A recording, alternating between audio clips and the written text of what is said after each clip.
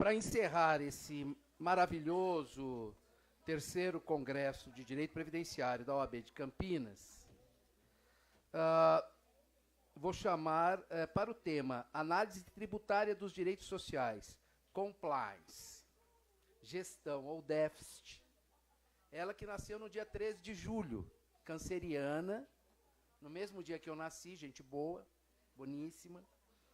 Ela é especialista em compliance previdenciário e gestão de riscos, mestre em Direito Econômico e Socioambiental, Sociedades e Direito na PUC do Paraná, pós-graduada em Direito Previdenciário e Processual Previdenciário Aplicado na PUC Paraná, pós-graduada em Direito e Processo Civil pelo Instituto Romeu Felipe Bacelar, pós-graduada em Direito Tributário e graduada na Unicuritiba, conselheira representante dos contribuintes na segunda turma do CARF, da segunda turma Câmara Superior do CARF, Ministério da Fazenda em Brasília, já descobri que é todo final de mês, que eu encontro lá, professora de pós-graduação em Direito Previdenciário e de cursos de capacitação profissional, custeio, benefício, processo. Ela é parecerista e palestrante no âmbito do direito previdenciário, ex-conselheira representante das empresas da Câmara de Julgamento do Paraná, do Conselho Pleno de Brasília, do CRPS. Chamo aqui para vocês Ana Paula Fernandes.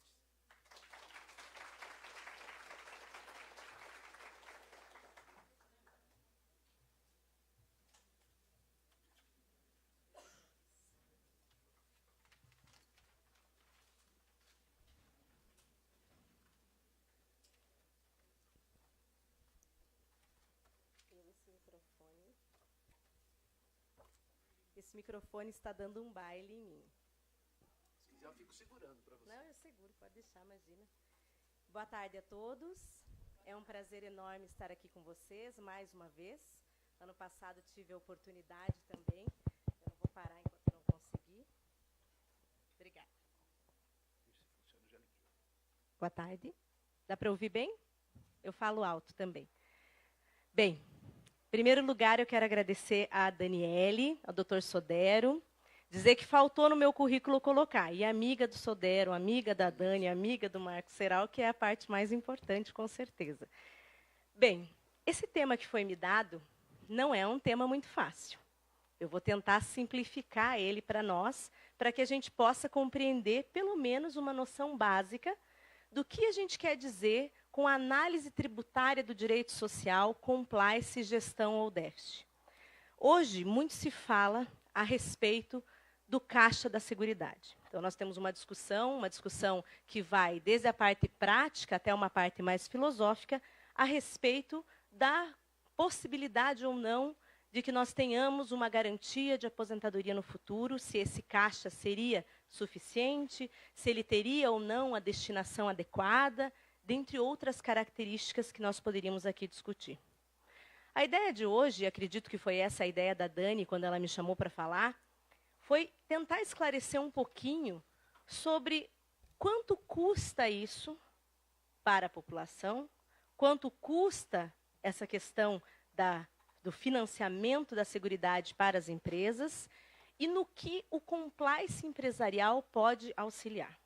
E aí, então, o final do nosso título é Gestão ou Déficit?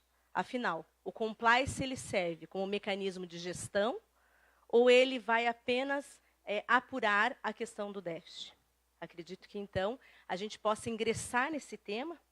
Eu vou passar aqui, vamos ver se eu consigo me acertar.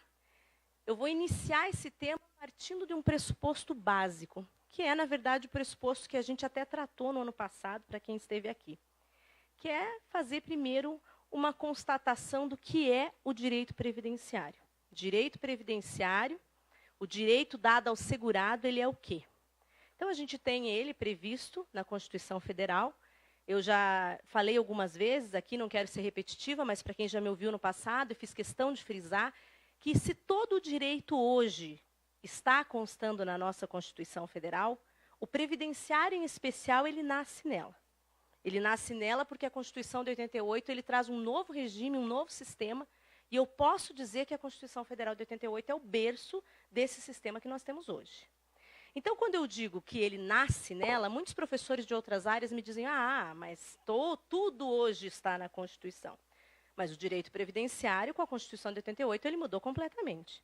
Eu tenho um novo sistema, eu tenho um novo regramento, e esse regramento se aplica não apenas a segurados, como também a empresas.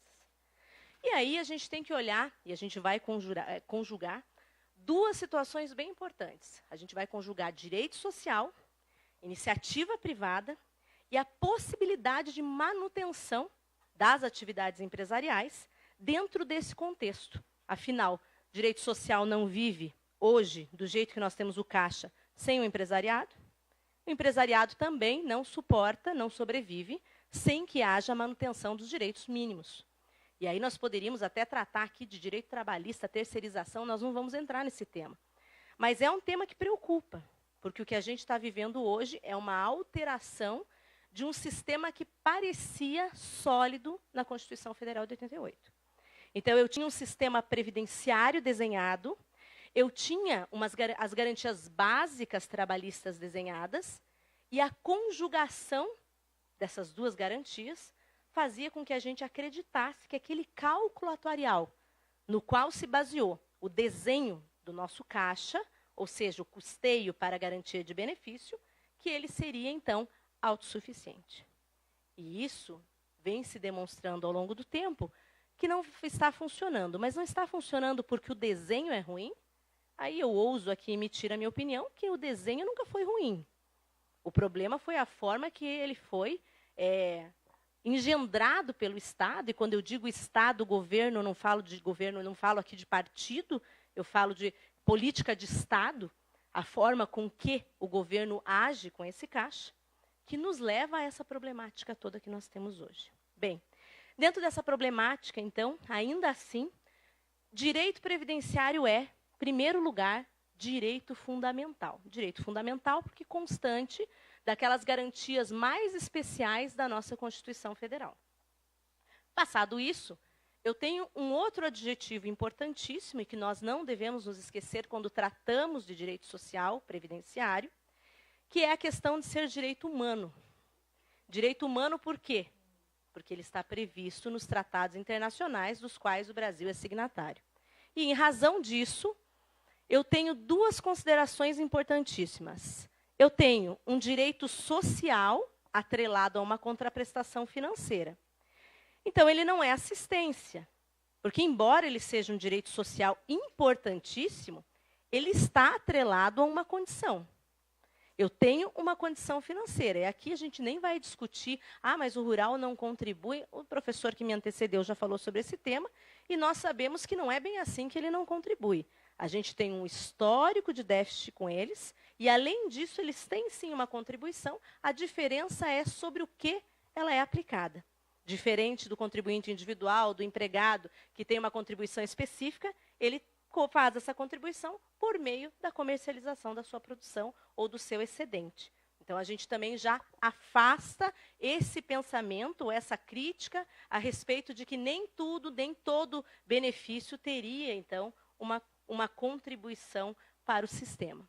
Mas o mais importante que eu quero chegar é dizer o seguinte: se eu tenho um direito social atrelado a uma contraprestação financeira, eu posso dizer, então, que eu não aplico aqui reserva do possível. E essa é uma consideração importantíssima, porque quando eu for falar da empresa, eu vou ver o lado da empresa.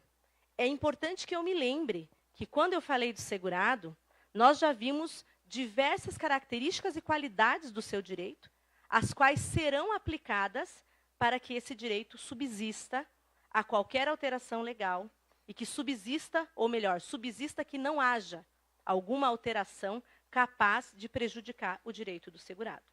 E aí eu venho dizer o seguinte: por que eu não aplico reserva do possível?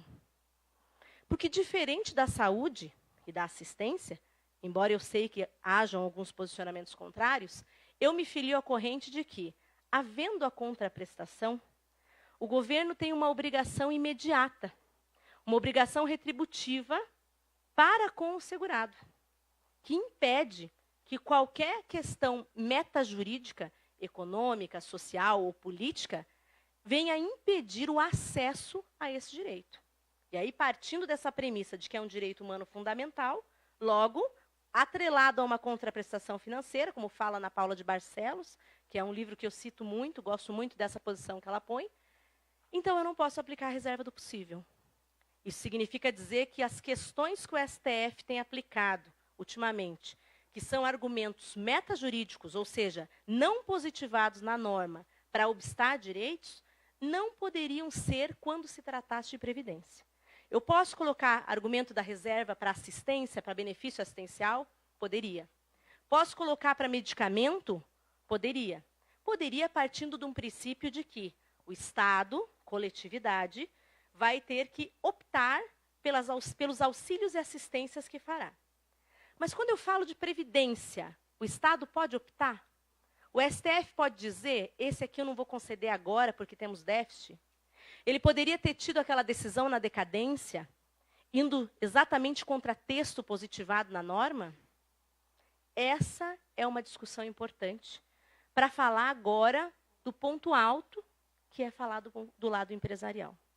Partindo dessa premissa inicial, de que o direito do segurado é direito humano fundamental, atrelado a uma contraprestação financeira e, por isso, não limitado à reserva do possível, eu tenho que pensar agora como é feito, então, esse custeio da seguridade. O custeio da seguridade, como nós sabemos, ele possui diversas fontes. Pelo menos foi essa a ideia da Constituição Federal.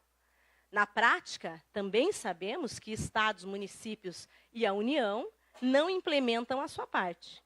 E isso causa grande parte dos nossos problemas.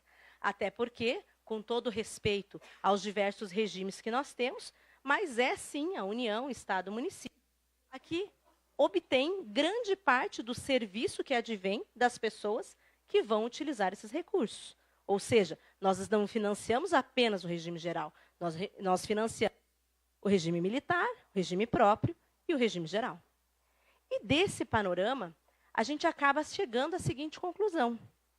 Analisando pelo custeio, o que hoje implementa o caixa da Previdência? As chamadas contribuições sociais.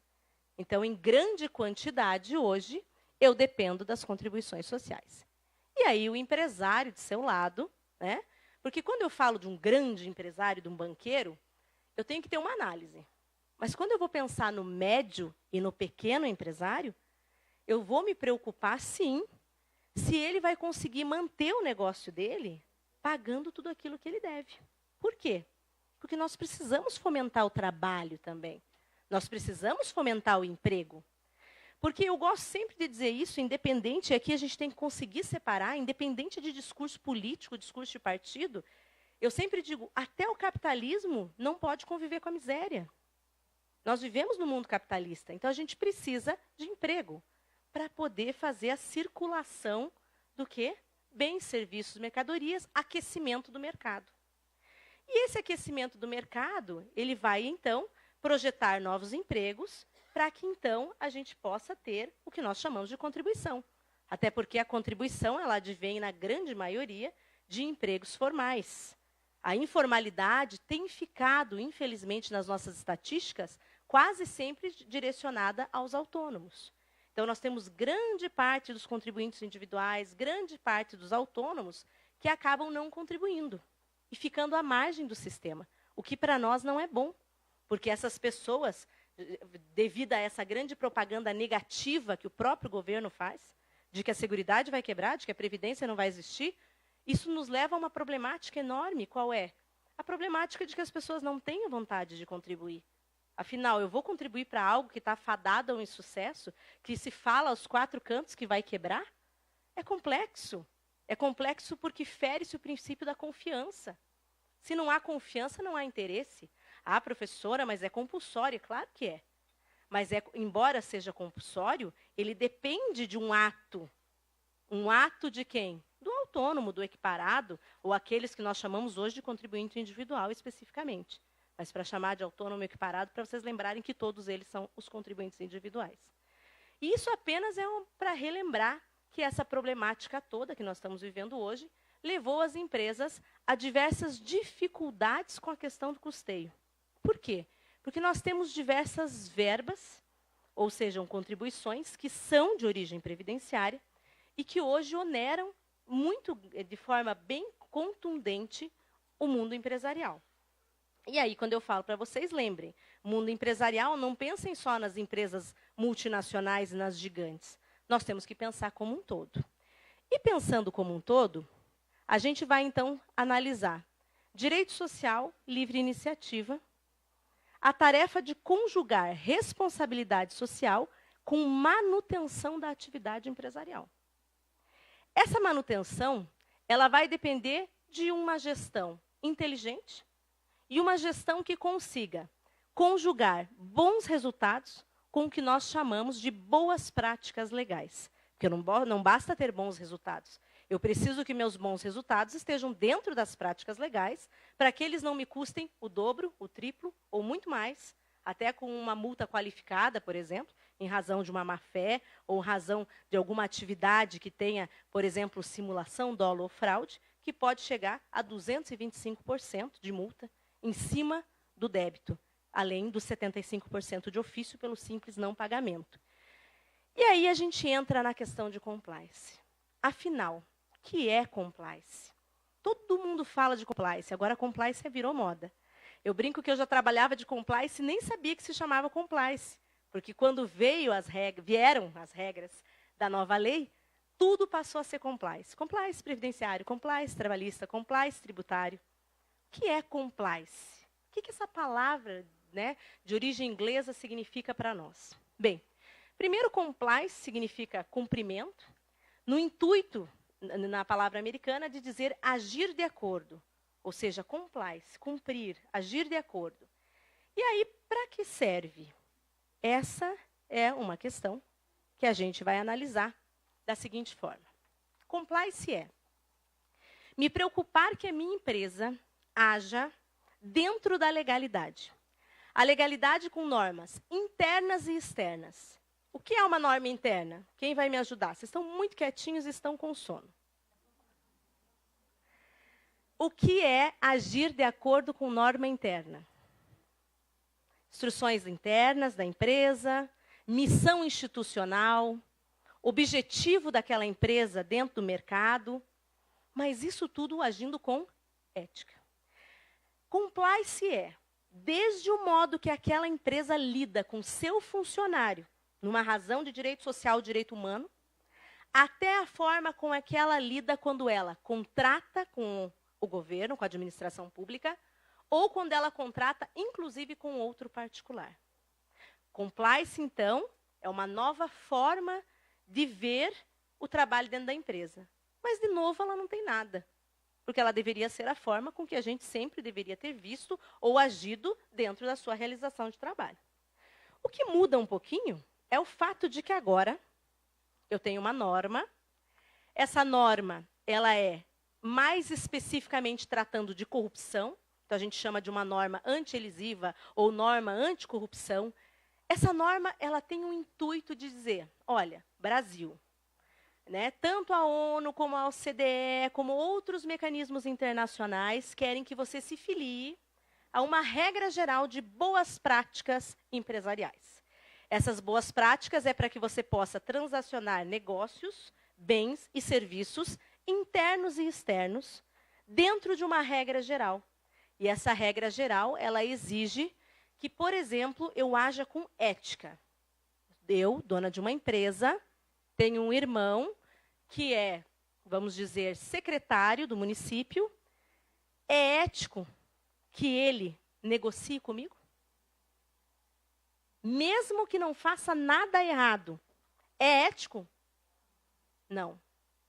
Ou vamos dar um outro exemplo. Eu sou casada, vamos dar um exemplo aqui hipotético, né, como o outro também já foi, mas eu sou dona de uma empresa, né, e vou ser contratada para fazer o treinamento dessa outra empresa, e nesse treinamento eu vou levar profissionais, por exemplo, que não poderiam atuar em determinadas matérias. Exemplo, eu trabalho no CARF, né?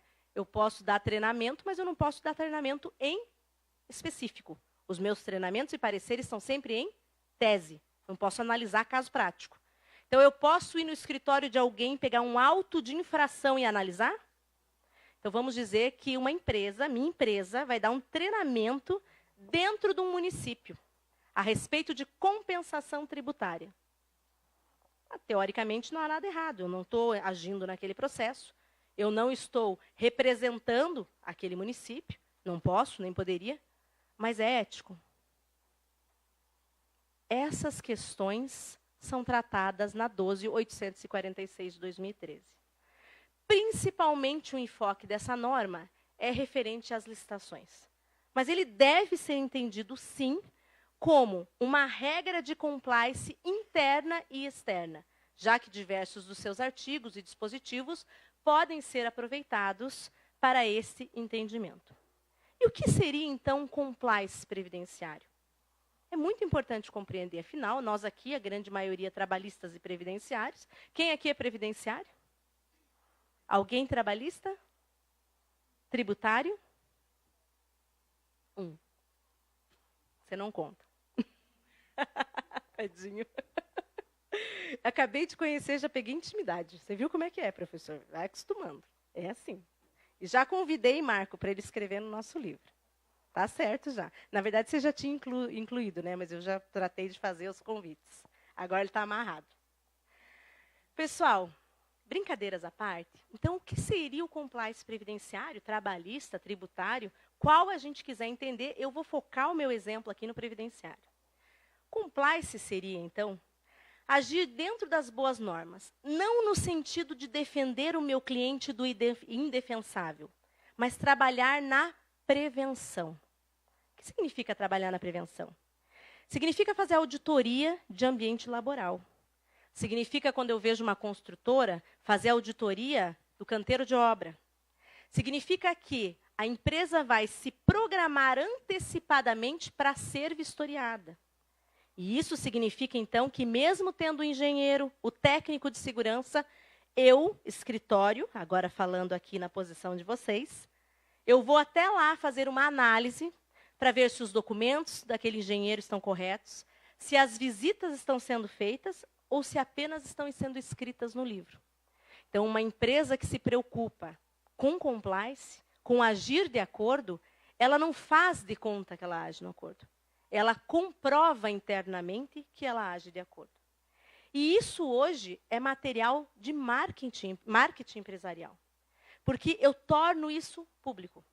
Eu contrato o escritório, eu faço uma auditoria interna na minha empresa, eu analiso o meu canteiro de obra, eu analiso o meu ambiente laboral, eu vou no chão de fábrica, eu fotografo, eu mostro como os meus empregados trabalham, eu entrevisto os empregados, eu pego análises, né, pego depoimentos de funcionários, de empregados, e assim eu vou fazendo um documento, criando um material de compliance, para que, caso ocorra um acidente de trabalho, esse material possa servir como documento hábil a demonstrar que eu não dei causa àquele acidente.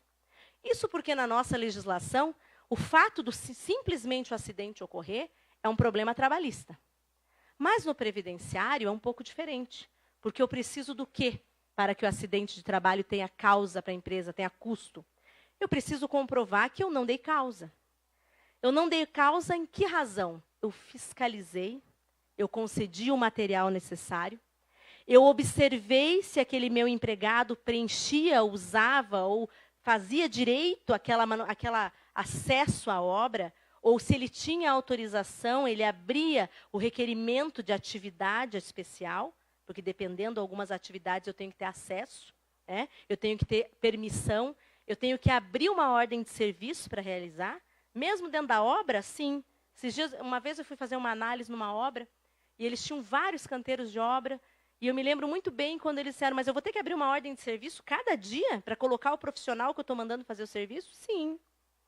Se você quer agir dentro das regras das NRs, sim. Você vai abrir cada dia que ingressar, cada empregado que ingressar dentro de uma... que ingressar dentro de uma valeta, por exemplo, onde está sendo feita uma estação elevatória, onde está fazendo uma vala aberta, vai ter que abrir, sim, uma ordem de serviço em cada vez que ele descer. Vai identificar, sim, cada empregado diferente que entrar naquela obra. Vai proibir que pessoas que não façam parte de um determinado setor ingressem naquele setor na qual elas não foram treinadas para isso. E embora isso pareça bobagem, para quem atua na área tributária, custeio previdenciário, isso é toda a diferença entre pagar uma regressiva de 1,5 milhão, o doutor Sodero está aqui para confirmar, não é verdade? Entre pagar uma regressiva de 1,5 milhão ou não pagar. O compliance hoje, ele é um mecanismo, inclusive, de valorização de ação. Porque as empresas que estão com os departamentos de compliance, hoje elas valem mais do que aquelas que não estão. E qual é a ideia geral disso tudo? A ideia geral é equilíbrio. É equilibrar o dever com o direito de proteção. Por que equilíbrio? Porque hoje a gente vê um total desequilíbrio. A gente vê empresas que trabalham muito mal e a gente vê empresas que trabalham bem, que também são autuadas pelas mesmas situações e que, às vezes, por uma questão, talvez, de azar ou de falta de oportunidade, não se defendem ou se defendem pior que aquelas que não cumprem as regras. Porque o jeitinho ou aquela situação de maquiar o que realmente acontece internamente dava certo no passado. Hoje, cada vez mais, isso não vai mais se apresentar. Primeiro, por quê? Porque as auditorias elas estão, do mesmo modo que a auditoria interna está crescendo, hoje, tanto a fiscalização trabalhista como o auditor da Receita Federal são cada vez mais especializados. E com o E-Social, a gente vai se preparar para viver uma outra realidade. É a realidade no qual o auditor ele não precisa sair de dentro da repartição pública para fazer a autuação. Claro, ele vai poder sair, claro que sim. Se ele achar que ele precisa de uma diligência, ele pode ir até lá, claro. Mas ele não tem essa necessidade, porque o E-Social ele é uma radiografia da empresa. Ele é uma foto de tudo que acontece lá, automaticamente enviada para dentro da administração pública, de uma repartição da administração. E isso leva, então, a uma nova realidade, a um novo pensamento. A quebra do paradigma do jeitinho, da maquiagem, a passar para um estado de real proteção.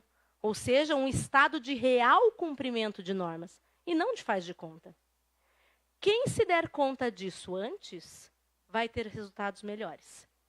Quem demorar para se dar conta disso, vai ser engolido pelo mercado. Vai ser engolido pelo mercado e vai ser engolido pelo quê? Pela necessidade que o Estado está de completar um caixa que não se encontra com a saúde boa, digamos assim, para achar um termo melhor. Já que nós temos muitas discussões sobre déficit, não vou entrar nelas. Eu acredito, já falei da outra vez, eu acho que nós temos vários problemas do Estado com o caixa. Acho que hoje nós temos um problema demográfico que está por vir e que vai prejudicar o caixa. Nós precisamos de uma reforma, só que jamais aquela que foi apresentada no ano passado. Aquele texto, nem pensar. Aquele texto é inaceitável. Mas nós temos que nos preparar para mudanças. Essas mudanças vão ter que ocorrer. Hoje, por exemplo, se eu pergunto aqui, quem tem mais que 3 filhos? Quem? 1, 2. Quem tem 2? A grande maioria. Se nós vivemos num regime de repartição simples, e nós sabemos que a contribuição de um não é suficiente para financiar a contribuição de outro, isso significa que nós não estamos tendo filhos suficientes. Só que isso, por outro lado, nós temos um outro problema social que nos faz com que tenhamos cada vez mais a ideia da redução do número de filhos, para dar condições, estudo, saúde. Então, nós vivemos um momento de dúvida, um momento de incerteza. Tudo aquilo que nós sabíamos sobre direito, sobre negócios, sobre economia, sobre política, tudo, todas as nossas certezas. Hoje, elas deixam um vazio. Ninguém sabe exatamente o que vai ser amanhã. Eu estava num congresso ontem e a grande discussão era a inteligência artificial. Já temos escritórios na minha região, em Curitiba, por exemplo, que os pareceres são todos realizados com Carol, Watson. que são as inteligências artificiais, que você ensina ela. Ela trabalha contigo no teu computador. Em 6 meses, ela aprende até o teu jeito de pensar. É uma coisa incrível.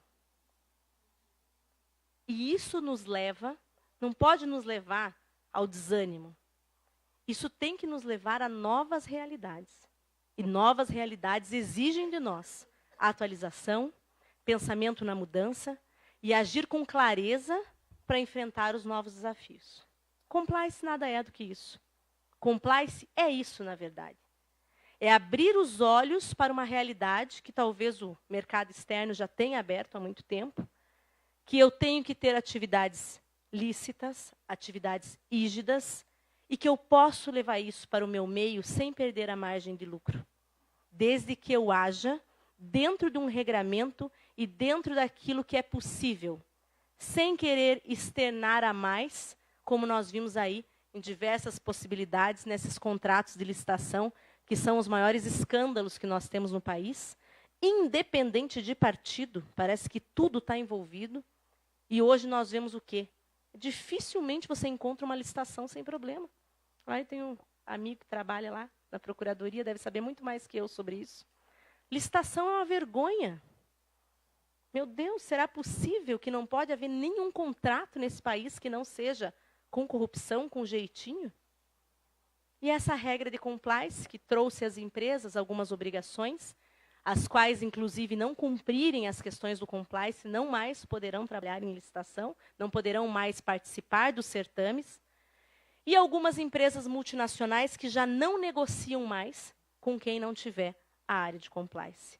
A área de compliance, para muitas, está sendo absorvido pelo financeiro, pelo jurídico, mas as empresas que conseguem ver mais à frente, elas sabem que não é possível dividir. O foco tem que ser específico.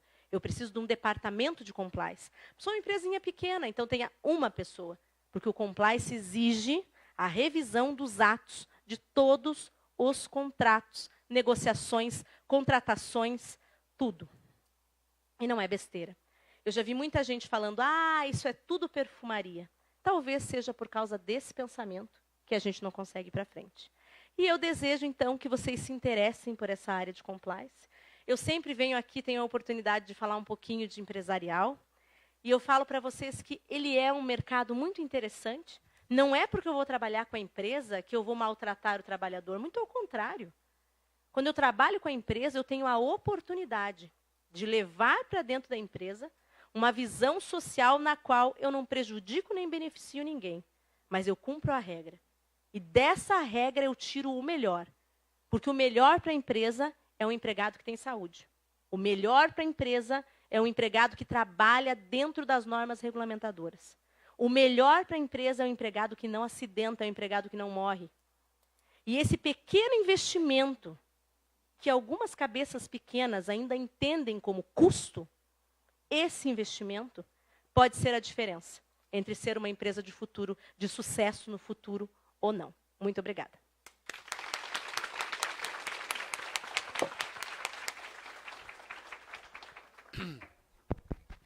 Alô?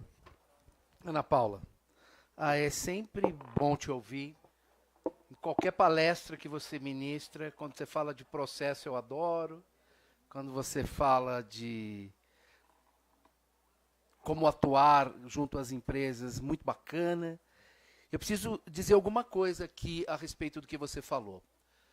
Eu também tenho conversado muito com os colegas advogados e estudiosos do direito previdenciário, que nós, obviamente, pela natureza, pela quantidade, pela necessidade, nós ficamos muito tempo focados no segurado. E graças a Deus que ficamos, né?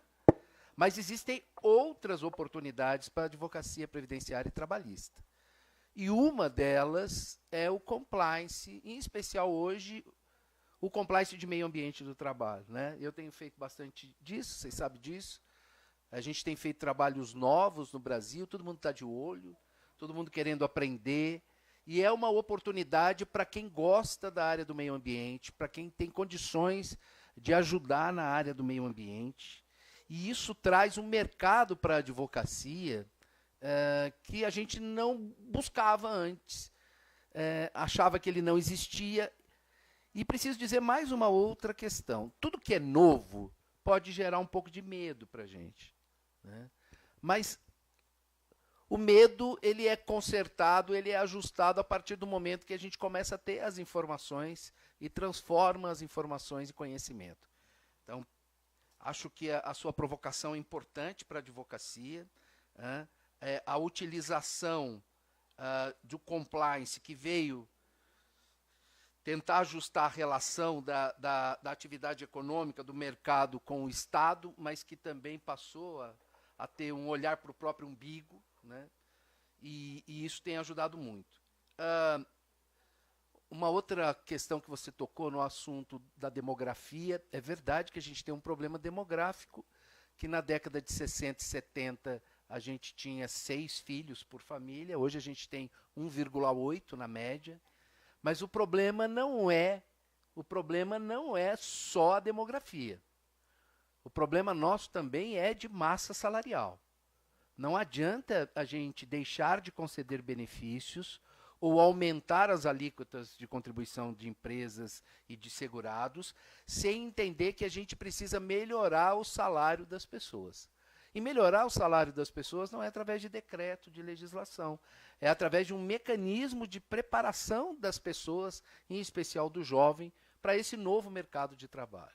Uma outra questão que a gente deve avaliar também é que nós estamos com 14% da mão de obra ativa fora do mercado, formal pelo menos, né? A gente precisa incentivar a contratação das pessoas, precisa ajustar um pouco como fazer isso, né?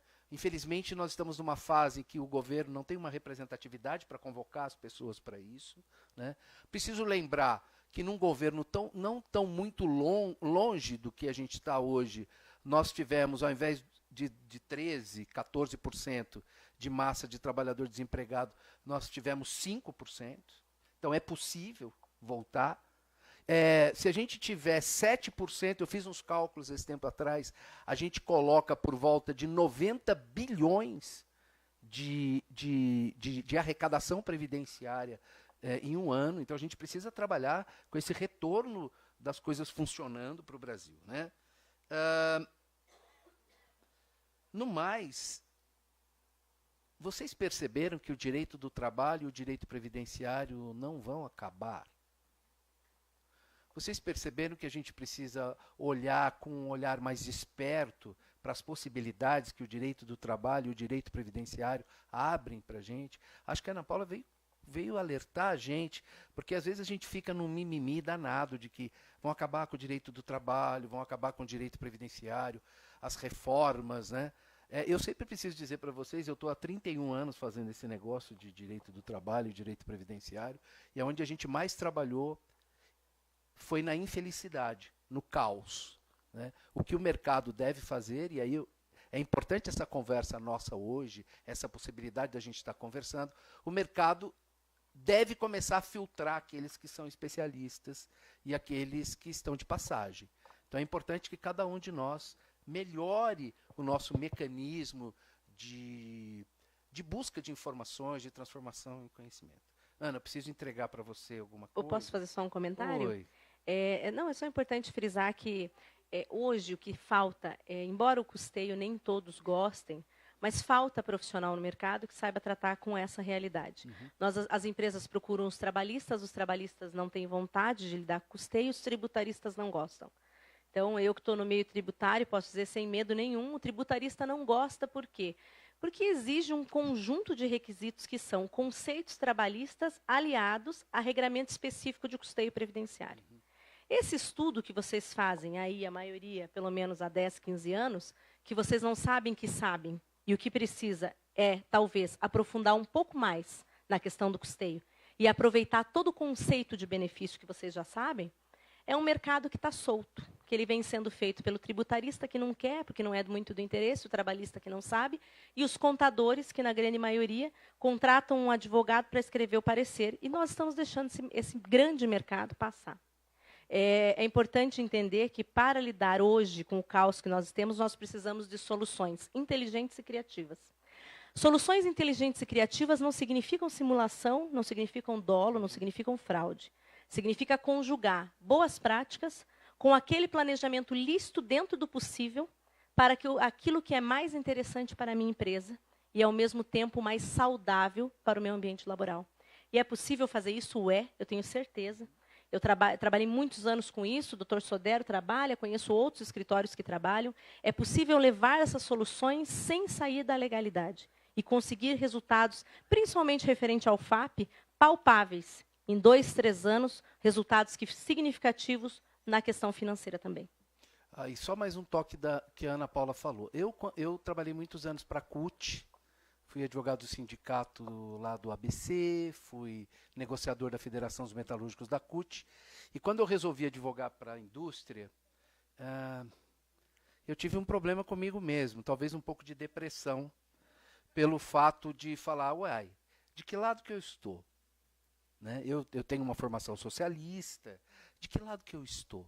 Né? E eu percebi que eu posso fazer muito pelo trabalhador, quando de fato eu consigo mostrar para a indústria, mostrar para a empresa que ela precisa fazer boas práticas, porque ela vai solucionar um problema dela de passivos trabalhistas, de passivos previdenciários, mas com certeza, tenham a certeza que a gente está salvando muita vida, muita gente que está deixando de se acidentar, muita gente que está deixando de ter como sobrenome corcunda, surdinho, ceguinho, amputado, Rivotril. Tenha certeza disso. Eu vou só fazer um complemento, doutor Sodero, que eu acho que é super importante dizer o seguinte. Às vezes o empresariado tem dificuldade de lidar com esse conceito. Eu, por exemplo, sou uma pessoa... o senhor falou que tem uma visão socialista, nós dois sabemos. Eu sou uma pessoa de centro-direita. E não por isso eu não posso pensar no empregado. E não por isso eu não posso querer que a empresa coloque essas boas práticas em dia. Eu acho que é o momento da gente observar aquilo que pode ser realizado, que é importante para os dois lados e que vai fazer com que a gente ande, enfim, para frente.